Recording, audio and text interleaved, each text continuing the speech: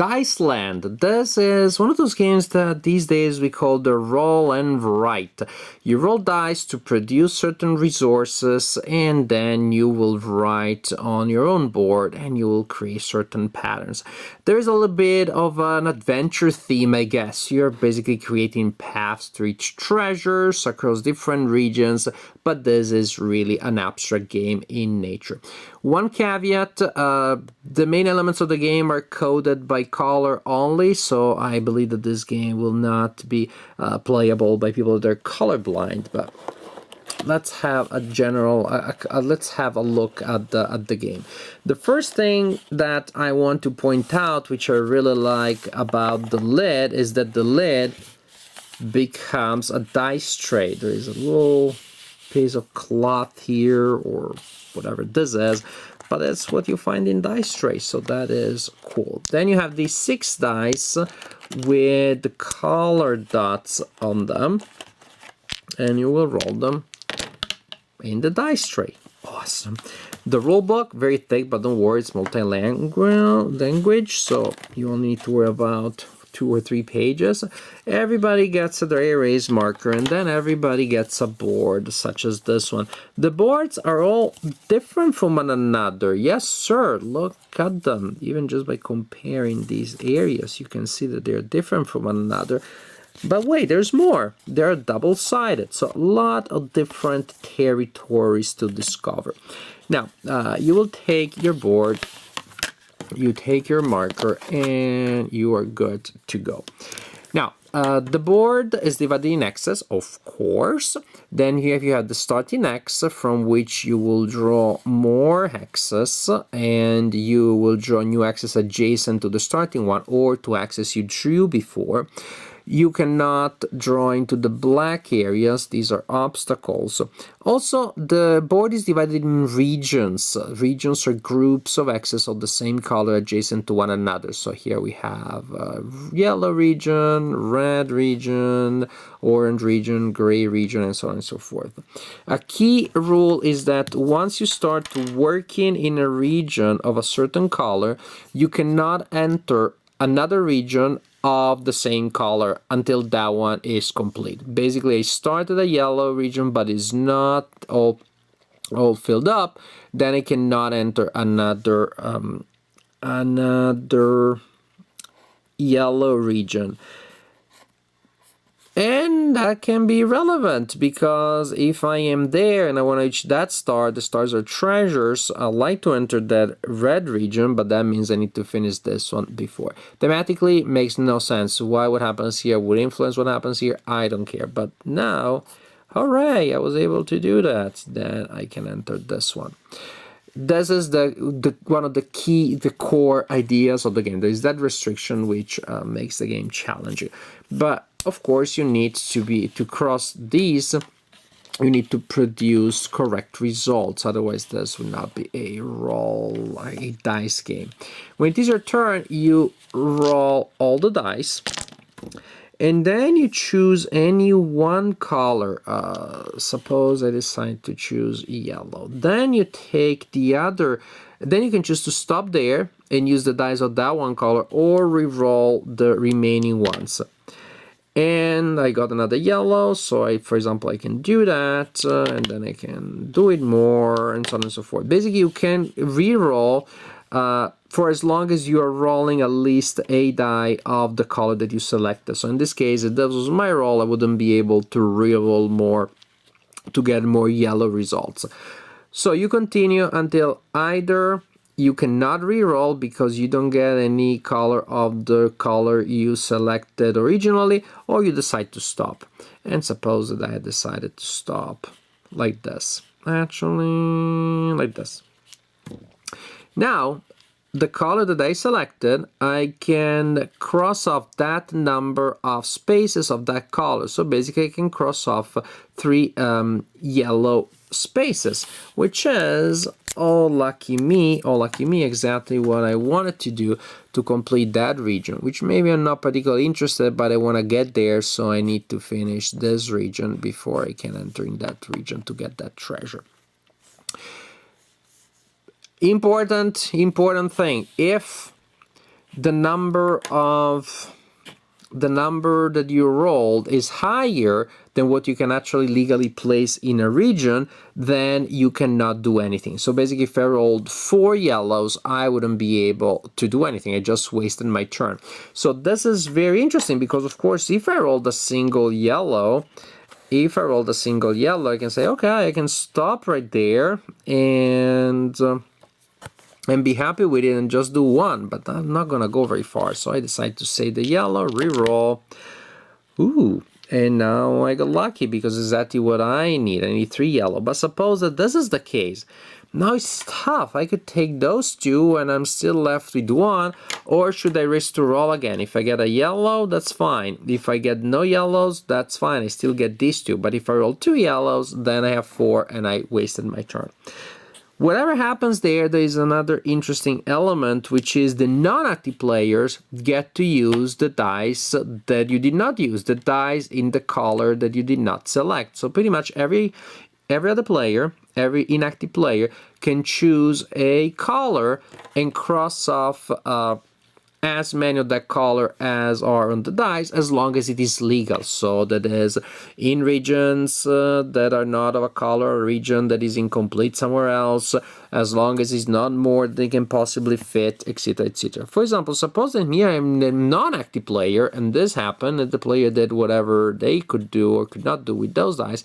I could choose, for example, to use that orange and mark it here, because I don't see to have any other orange region that I started is adjacent to one of mine, and I do it. Or suppose I could use instead, you only use one, or I could use instead the red. The red region is filled, so I could go there. Suppose that I already had an X here, then I could instead choose to get those 2 gray. And then it's good. I'm taking care of that territory. I can keep moving without having to worry.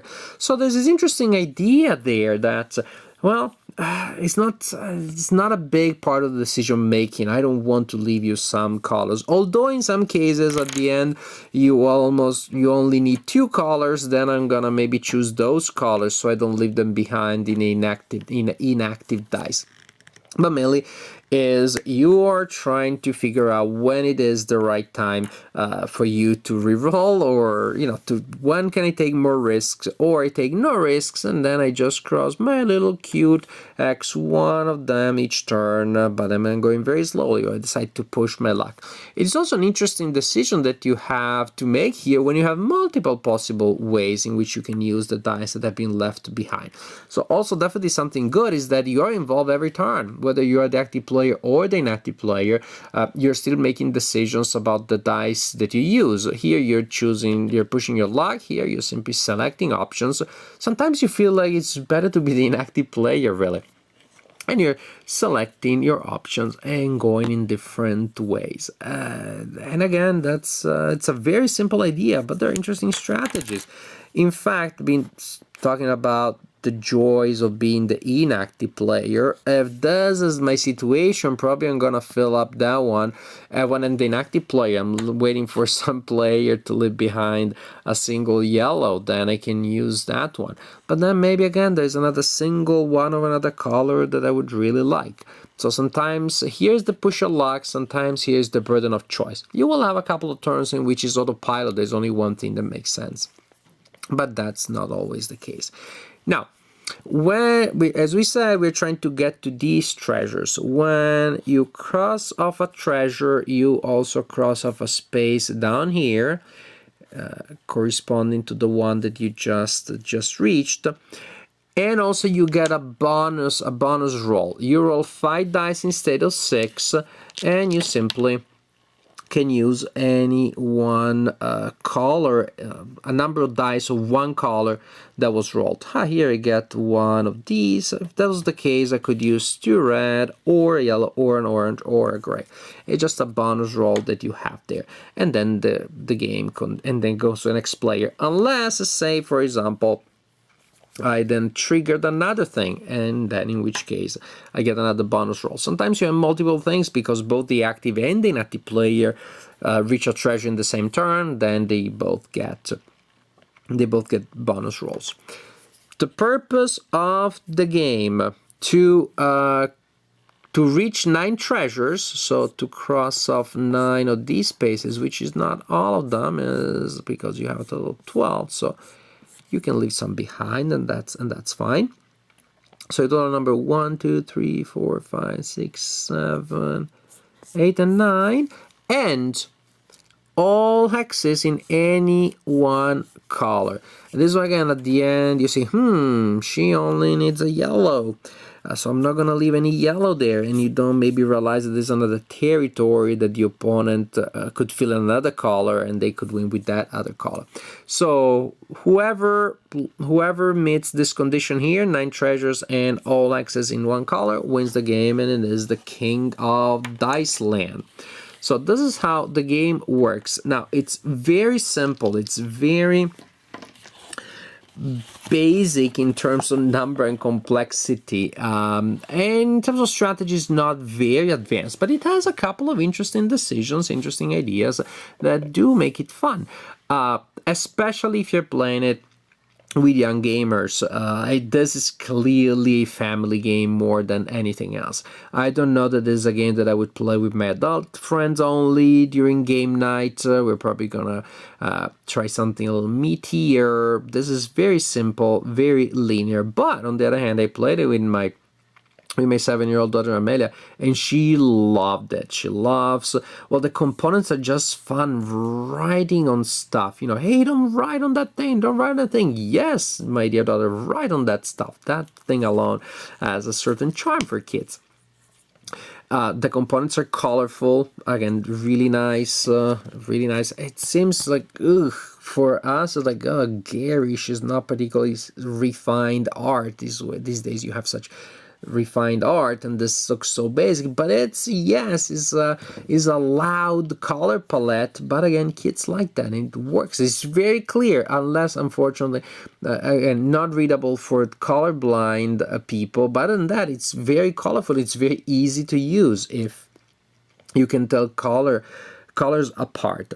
So the components work. The dice tray is just fun to have, and again, it's great if you're playing with kids, because when you're playing dice games with kids, they don't it's not always easy to keep the dice on the table.